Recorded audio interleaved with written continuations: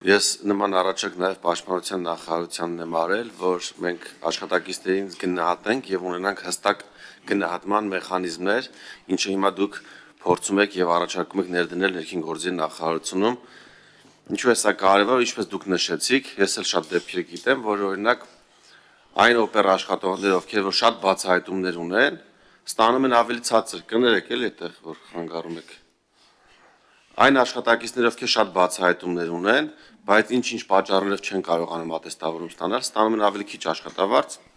քան իր հետ աշխատող մյուս օպերա, ով օրինակ 10 անգամ ավելի քիչ բացահայտում ունի, բայց ատեստավորումը ավելի վարժ հանձնել է։ Ստացվում է ստեղ գնահատման անհավասարություն եւ անարդարություն է իմաստով, որ մարդը օրինակ ծանր հանցագործությունների բացահայտման, սպանություններ ունի բացահայտած կամ թմար միջոցների ապօրինի շարժանառության դեպքեր ունի բազմաթիվ բացահայտած, ստանում ավելի ցածր աշխատավարձ, քան մյուս իր ընկերը, ով որ այդքան էլ ջանք չի գործադրում բացահայտումների համար, բայց քննություններից առաջ լավ պատրաստվում ստանում է կրկնակի բարձր աշխատավարձ։ Շնորհակալ եմ ու կցանկանամ, որպեսզի կառավարության մյուս գործընկերների հետ նաև այս փորձը փոխանակվի, որպեսզի հստակ ներդրվի գնահատման համակարգ, որպեսզի բացի ձեր նախարարությունից նաև փորձի կիրառումը տարածենք մյուս նախարարությունների վրա, ինչպես սա արել ենք օրինակ ատեստավորման փուլում, սկսել ենք մի նախարարությունից եւ տարածել մյուս նախարարությունների վրա, այսինքն հստակ չափանիշներ լինեն եւ եթե կարող եք մի քանի բառով ասել, ինչ տարբերություններ է տալու, օրինակ այն աշխատակիցով մի քանի անգամ ավելի շատ բացահայտում ունի, իր աշխատավարձը որքանով է տարբերվելու իր հետ աշխատող նույն հաստիքում գտնվող նույն ստաժ ունեցող մյուս աշխատակցից։ Շնորհակալություն պարոն Սարգսյան դրական գնահատականի համար։ Ես վստահ եմ, որ թե ներքին գործերի նախարարությունում, թե պաշտպանության նախարարությունում եւ այլ գերատեսչությունում իրականացվող փոփոխությունները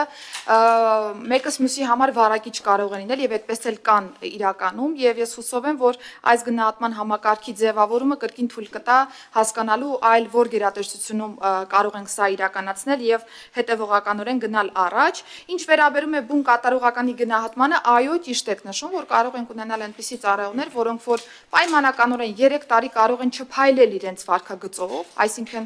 լուրջ հանցագործությունների բացահայտմանը որպես այդպիսին լուրջ ներդրում չունենալ, բայց ատեստավորման ստուգարկները հանձնել պատշաճ կերպով, որովհետև պատրաստվելու ժամանակ են ունեցել կամ այնպես են մենեջմենթ արել ժամանակը, որ կարողանան լավ պատրաստվել, բայց մեկ այլ ծառայողը, որ կարող է 3 տարի շատ լուրջ ներդրում ունենալ հանցագործությունների բացահայտման մեջ, բայց ինչ-ինչ պատճառներով կարող է վերջնական ստուգարկները լավ չհանձնել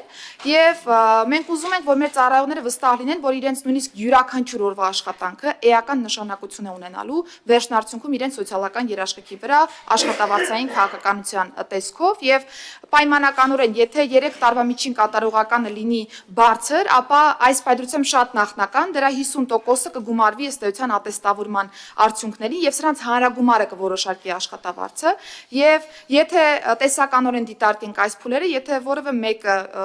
բարձր առաջադիմություն է ունեցել իր աշխատանքում, իսկ ատեստացիան միջին, օրինակ տրամաբանության մեջ է հանձնել, վստահաբար ավելի բարձր աշխատավարձ է ստանալու վերջն արդյունքում, քան այն ծառայողը, որը որ միայն հենված է լինելու ատեստավորման ստուգարկների վրա, թիվ չեմ ուզում հանրայնացնել, որովհետև գիտեք, որ մեր համակարգում խմբերը, մնացյալ հարցերը տարբեր շերտեր են բացում աշխատավարձային քաղաքականության, բայց գաղափարապես ուզում եմ հստակեցնել, որ այո, եթե անձը ունի լավ առաջադիմություն 3 տարվա ընդհանուր կատարողականի հանրագումարով, ապա ամենայն հավանականությամբ նրա աշխատավարձային քաղաքականությունը ավելի բարձր կլինի այն աշխատակցից, ում մոտ միայն բարձր է հենց ատեստավորման ստուգարկների արդյունքում հանձնված միավորները, եւ ես առիթ օգտագործելով ուզում եմ նշել, որ մենք արդեն իսկ մինչեւ օրենսդրական նախաձեռնությունը բերելը պիլոտավորել ենք հատկապես բարեկային ծառայության կարգախմբերի օրինակով կատարողականի գնահատման մեր ցուցիչները, պայմանականորեն դիտարկել ենք ֆիզիկական եւ կրակային պատրաստականության հետ կապված հարցերը, ուժի գործադրման հիմքով կարգապահական տուժի օրինակ արկայությունը կամ բացակայությունը, կարգապահական տուժի արկայությունը կամ բացակայությունը, առհասարակ արձագանքման արագություն եւ այսպես շարունակ։ Այսինքն առանձնացրել ենք այնպիսի հանգամանքներ, որոնք վերջնարդյունքում մեզ կարող են բնութագիր տալ, թե կոնկրետ կարգախումբը ինչպիսի աշխատանք է տարել եւ ըստ այդմ գնահատել այս կարգախմբի աշխատանքը։ Պիտի նշեմ, որ շուրջ 2500 ծառայողի օրինակով այս կատարողականի համակարգը փորձարկել ենք եւ ուրախությամբ եմ ուզում արձանագրել, որ համադրել ենք օրինակ այն կարգախմբերի արդյունքները, որոնք որ արդեն անցել են ատեստացիան եւ տեսել ենք, որ օրինաչափություն կա։ Այսինքն այս համակարգով ովքեր որ բարձր գնահատական են ստացել, նույնը եղել է նաեւ ատեստավորման արդյունքներով կամ օրինակ դիտարկել ենք իրենց ինձ ղեկավարների տված բնութագրերը, որոնք եւս շատ սինխրոն են եղել։ Առաջիկայում կավարտենք նաեւ մյուս հենասյունային ուղղությունների մասով կատարողականի ցուցիչների եւ ես վստահ եմ, նորից եմ ուզում շեշտել, որ սա համակարգին նոր շնչով աշխատելու հնարավորություն է տալու, որովհետեւ նախ առաջին հերթին մենք ինքներս հասկանալու ենք այս պետությամբ ինչ իրավիճակ ունենք, այսքան նաեւ բարեփոխումների որոշումների կայացման տրամաբանության մեջ եւ գնալու ենք հետեւողականորեն մեր կատարելագործման ճանապարհով։ Շնորհակալություն Արմեն Խաչատրյան։ Արձագանքի բան քոչան։ Ընտրեմ։ Շնորհակալ եմ Տիկին Սարգսյան։ Լուսա։ Դուք դիտարկվում եք։ Տիկին Սարգսյան, շնորհակալ եմ շատ։ Նաև արդից օգտվելով կցանկանամ մեր մյուս հարցին անդրադառնալ, որը վերջերս քննարկել ենք կառավարության հետ հարց ու պատասխանի ժամանակ կապված հաշվառման քննական բաժինների հերթերի հետ։ Այդ ելույթից հետո ինձ մի շարք քաղաքացիներ են գրել եւ ասել են, որ ցանկանում են իրենք արտահերթ քննության համար վճարել եւ սեղմ ժամկետում հանձնել արտահերթ քննություն, բայց չեն կարողանում գրանցվել, որովհետեւ կայքում խնդիրներ կան։ Ու ես էլ եմ փորձել մի քանի ՀԿԲ-ներում, Երևանում եւ այլ տեղերում խնդիրներ է առաջանում։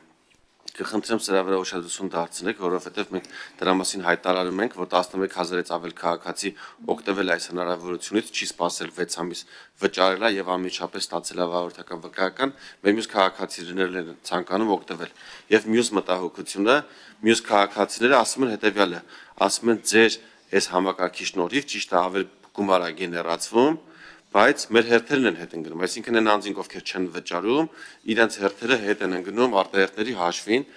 ու այս մասով կցանկանամ, որպեսզի իրականում իմ առաջարկը մի անգամ էլ հնչեցնեմ, մենք ունենք լուրջ մեծ մարզեր, օրինակ Լոռին, Տավուշը, որտեղ ունենք 250,000-ից ավել բնակչություն, բայց ընդհանրապես մեկ հաշվառման քննական մեքենա։ Սրա հետևանքով բնականորեն հերթ է առաջանում։ Այն գումարը, որը գեներացվել է արդեն մեր քաղաքացիներից, ես ցանկանում եմ վերադարձնենք մեր քաղաքացիներին, այսինքն մեքենայի տեսքով վերադարձնենք հաշվառման քննական բաժնում ոչ թե լինի 1, այլ 3-4 մեքենա, որովհետեւ մենք մեր քաղաքացիները, ովքեր որ վճարում են սահմանված 3000 դրամը եւ ոչ ավելին, ասենք, տեսեք, այս ավել գումարի շնորհիվ մենք շատացեցինք մեքենաները, աշխատողների աշխատավարձ բարձրացրեցինք, հաստիկներ ավելացրեցինք, սրա հաշվին դուք ոչ թե կսպասեք 6 ամիս, այլ կսպասվեք օրինակ 1 շաբաթ կամ 2 շաբաթ առավելագույնը։ Այսինքն մենք փորձենք մաքսիմալ լավ ծառայություն մատուցենք մեր քաղաքացիներին։ Ինչու՞մն է ներքին գործերի նախարարության առանձնահատկությունը մյուս կառույցներից տարբերվում, որովհետև առաջնային օղակն է, երբ պետությունը, իշխանությունը շփվում է քաղաքացիների հետ, ու հաճախ երբ իրենք բախվում են հերթերի անհարմարությունների,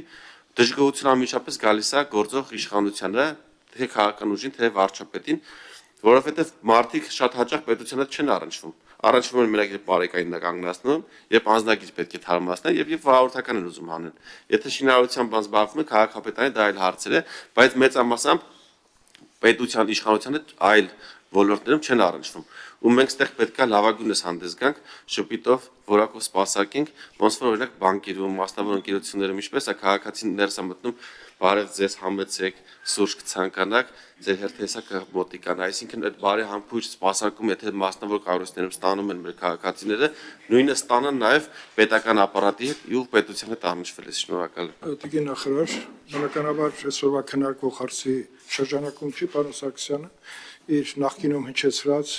բարեհամբույր ուրեմն մոտեցումները կարծում եմ մենք շարունակաբար կներդնենք, ենթադրում եմ,